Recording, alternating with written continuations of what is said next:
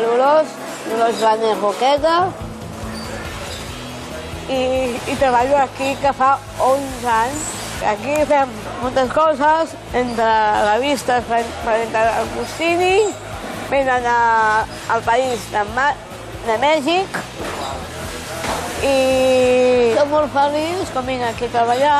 Hi ha bon rotllo, fem moltes bromes. La Dolors Graner té 42 anys i pateix síndrome de Down.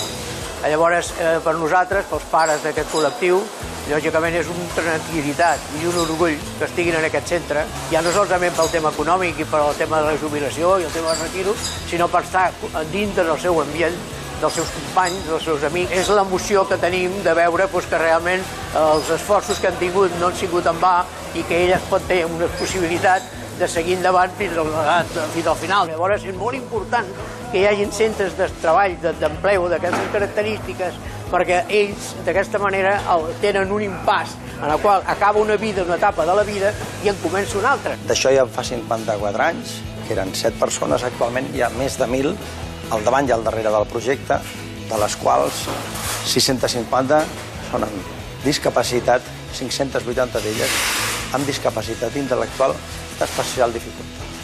Posem-nos al contrari, que no els incorporem al mercat laboral. Què farem? Estaran a casa, que prendran una pastilla. Quan tenim rutines i tenim coses a fer cada dia, nosaltres, les discapacitats i tothom, no només dona més valor, sinó que aporta riquesa al país. Primero me pongo la ropa, pongo la bata, los guantes, la mascarilla, luego pongo mi sitio, cojo una bandeja, los vasos, luego pongo mi faena, coco de avena y pongo 25 gramos y luego peso y pongo la botella. Es para que la gente lo haga, que tenga el corazón nuestro desde aquí a Alemania. Si et donés a néixer,